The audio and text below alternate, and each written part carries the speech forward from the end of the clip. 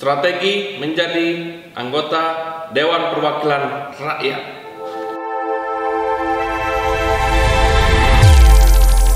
Oke, teman-teman Citra Indonesia, masih bersama saya Yuki di sini. Kali ini kita akan pembahasan mengenai bagaimana strategi menjadi anggota Dewan Perwakilan Rakyat. Kali ini bersama Pak Yanto. Apa kabarnya Pak Yanto? Baik Mas. Salam sehat selalu Pak Yanto. Salam sehat. Pak Yanto, ini banyak Pak yang mau dipertanyakan dan banyak yang mau dibicarakan Pak. Bagaimana seorang kandidat untuk menjadi anggota Dewan Perwakilan Rakyat, baik itu yang incumbent ataupun yang ingin baru coba-coba gitu Pak. Bagaimana trik dan cara untuk memenangkan menjadi anggota Dewan tersebut Pak? Ya Mas Yuki, kalau kita pada video sebelumnya menjamin kemenangan di atas 95% gitu ya untuk kepala daerah, tapi kalau untuk calon anggota legislatif untuk menjadi anggota Dewan Perwakilan Rakyat, Citra Indonesia hanya bisa menjamin 60-70% kemenangan. Karena apa? Karena dibandingkan dengan kepala daerah, untuk bertarung dalam kontestasi pemilihan anggota legislatif itu sifatnya jauh lebih kompleks Mas, karena dia berkaitan dengan persaingan internal di dalam partai itu sendiri maupun persaingan dengan orang-orang yang ada bertarung juga di partai yang lain merebutkan kursi yang sama. Nah, belum lagi ada orang-orang yang boleh dibilang veteran politik gitu ya, politician yang sudah berpuluh tahun melakukan investasi dengan konstituennya sehingga ikatan emosional mereka begitu bagus di dapil dia. Nah, itu yang harus kita dobrak agar kandidat kita bisa memenangkan dan terpilih menjadi anggota Dewan Perwakilan Rakyat. Jadi dia sifatnya lebih kompleks Mas. Kenapa jaminan itu kita berikan hanya 60-70% peluang untuk menangnya? Kalau seandainya ada yang ingin mencalonkan jadi anggota legislatif, baik itu di kabupaten kota, kemudian tingkat provinsi, kemudian DPD dan DPR RI, Pak, mungkin bisa kasih gambaran Pak Yanto selaku konsultan, apa sih Pak gambarnya seperti apa gitu Pak, agar calon ini bisa menang menjadi anggota dewan itu Pak, gambar sedikit aja Pak.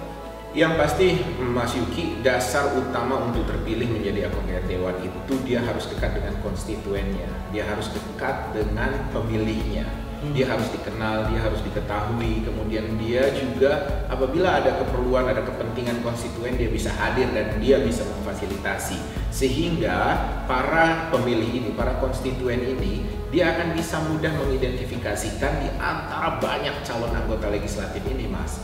Dia tahu, oh si A orangnya begini, oh si B orangnya seperti ini. Jadi kalau kita tidak berada dalam barisan yang dikenal oleh para pemilih, kita akan sulit untuk mendulang suara yang banyak untuk menghantarkan kita memenuhi syarat terpilih menjadi anggota dewan.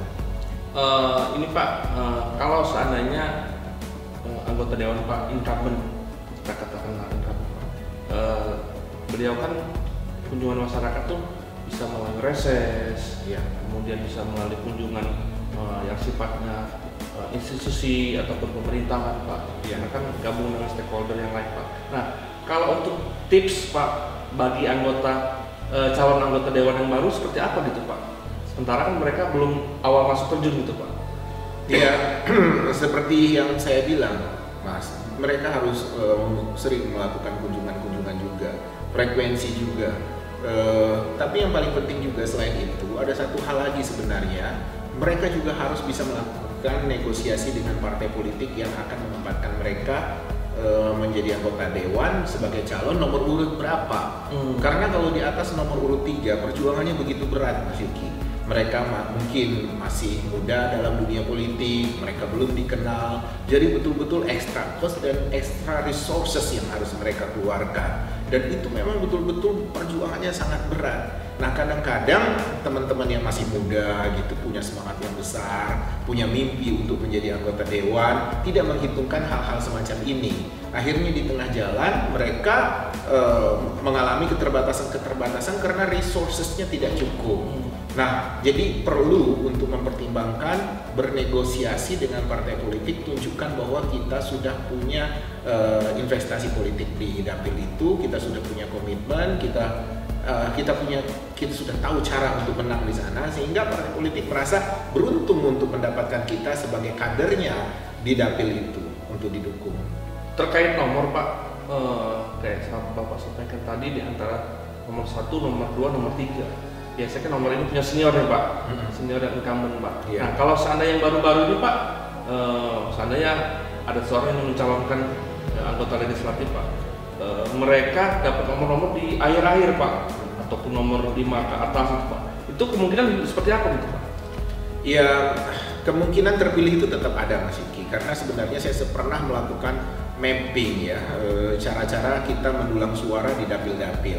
Ternyata sebenarnya mendulang suara di dapil itu sederhana. Yang penting kita tahu tokoh-tokohnya seperti apa. Kemudian kita juga bisa meyakinkan mereka dengan memberikan komitmen-komitmen apabila kita terpilih. Dan itu real, itu konkret yang harus kita sampaikan. Sehingga mereka bersemangat untuk menjadi barisan kita, barisan calon anggota legislatif itu. Dan biasanya hitungan-hitungan itu angkanya nggak besar.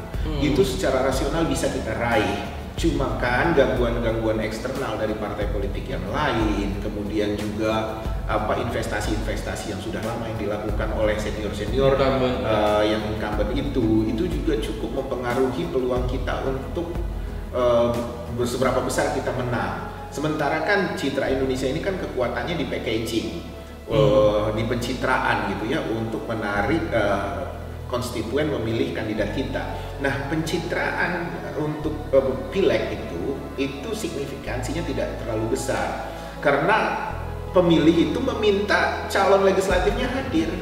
Jadi kalau dia tidak hadir, ya mereka nggak akan bisa memberikan suara secara meyakinkan kepada calon anggota legislatif ini. Dan akhirnya mereka memilih atau mencoblos partai politik. Dan yang diuntungkan siapa? Yang nomor urut di atas itu, nomor urut kecil itu 1, 2, 3. Dan biasanya kan itu sudah diisi oleh orang-orang yang senior-senior di partai politik itu, Mas.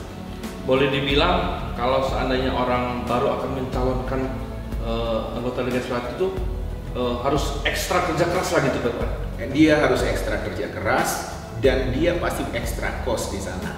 Karena yang senior-senior itu kan sudah melakukan investasi berpuluh-puluh tahun bahkan mungkin.